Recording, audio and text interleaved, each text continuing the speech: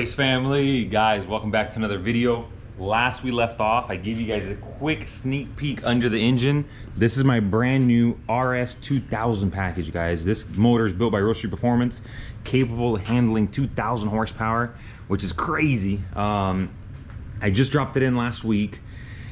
All right, so we'll go over the engine, some of the new upgrades that I made, and then the project for today is I have these brand new, I guess, header gaskets or exhaust manifold gaskets. So we're gonna get that in, we're gonna get the exhaust manifold on, hopefully the whole turbo kit. So exhaust manifold, turbo, wastegates, downpipe, dump tubes. We'll run the wastegate lines, like my boost lines. We'll get this whole side buttoned up today. But now that we're looking at the engine, let's quickly run through, I guess, some of the upgrades that I made. My previous engine, I ran strong for a long time. I know you guys saw that video on Real Street Performance, the quick recap that I gave you guys of tearing down into that engine. It was in great shape, minor bearing wear, just minor stuff, but I wanted to make sure it was fresh. So that's what we're working on now. But I always like making upgrades. Anytime this car ever goes down, I like making changes to keep improving it. None of the changes that I made I would consider well, I guess some are pretty drastic, but for the most part, I didn't want to mess up the combination that I had. I loved the car on the street. I loved everything about the car, and everything that I did change was to continue making it just a more fun and enjoyable street car that responds better, that can spool up a larger turbo better. So we'll go through some of the upgrades now. The first one I'm going to talk to you guys about is I've always ran a 3.0 liter, so a factory displacement 2JZ. Now for the first time we went to a BC billet 3.2 liter stroker, so I'm really pumped. I've never driven a stroker Supra. I have no clue. I mean, I'm aware it should respond better, spool the turbo better, more torque, just more power. So I'm really pumped for that. So there's a 3.2 stroker in there now.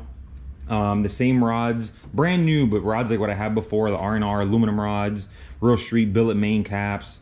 What else? These are Real Street's custom CP pistons, rated for the 2,000 horsepower, so that's in there. For the head, my head was already ported by Porting Solutions, so the head's the same. Phr valves, Phr valve train, all that stuff stayed the same. Phr springs. I did now go to a BC cam, where before I had a GSE.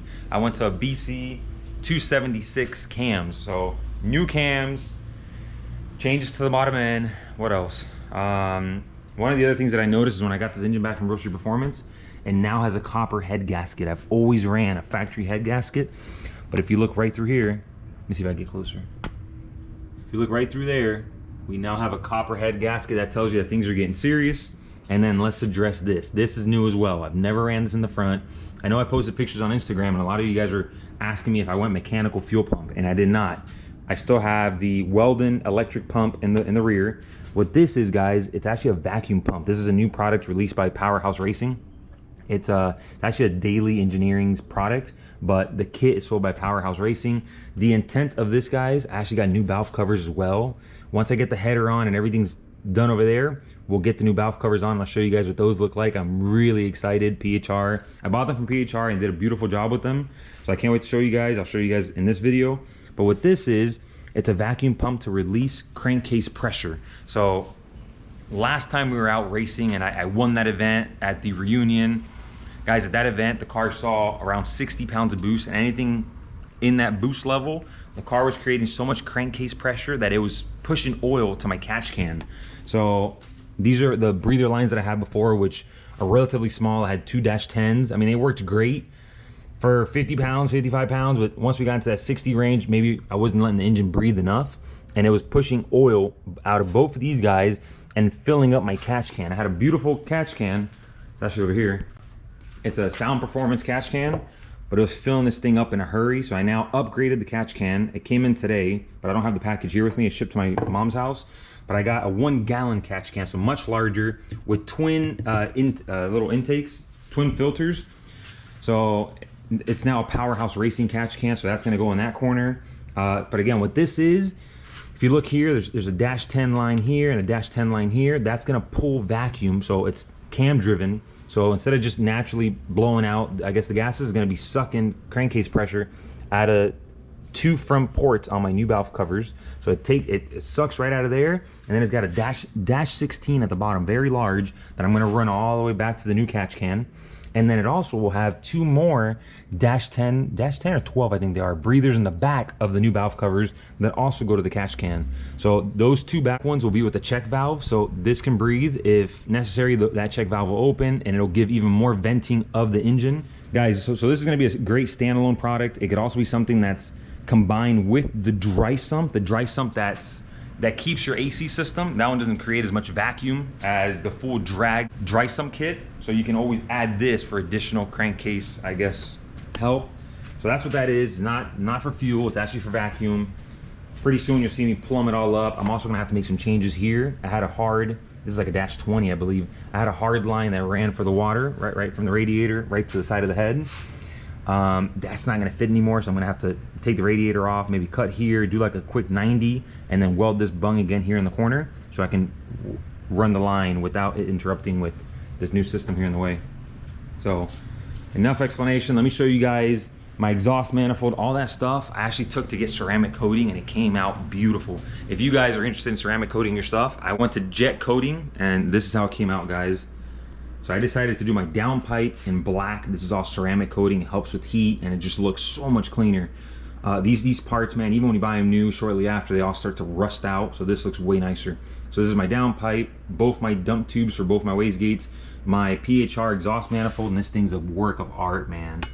Beautiful. This is all a billet collector. Beautiful, beautiful piece. The back of the turbo housing.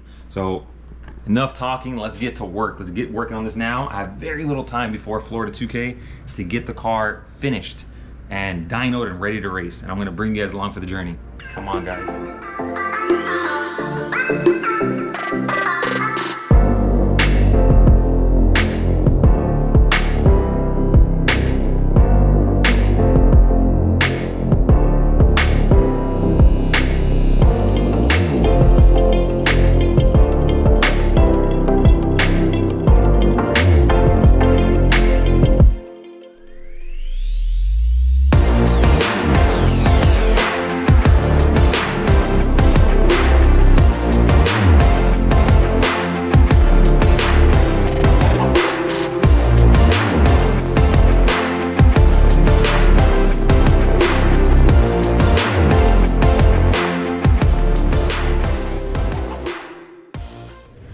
Race family, check me out, guys. I've put in some work. The full turbo kit's on.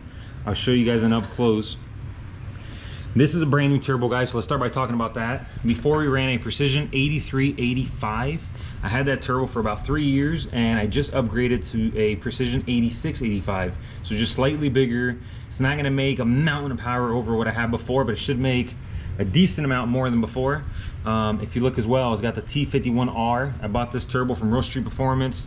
Real Street Performance stocks a great amount of precision turbos and other brands as well. If you guys are in the market for a turbo, give them a call. But if you can see, downpipes on, O2 sensor, both wastegates, both dump tubes, all the boost lines are ran to my solenoid, oil feed, oil drain, everything is on, man. The ceramic coating came out beautiful.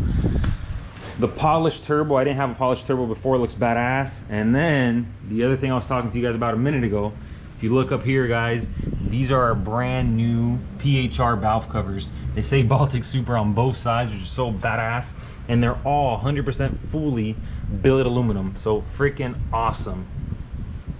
Looks incredible.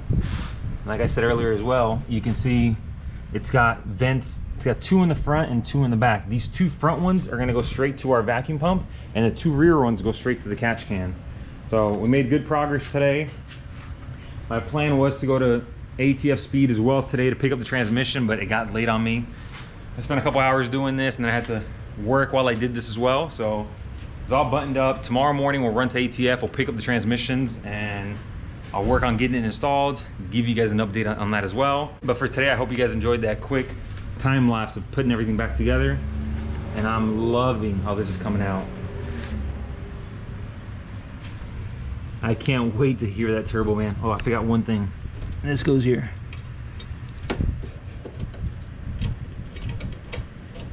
There you go. Now we're all finished. All right, guys. Catch you on the next one.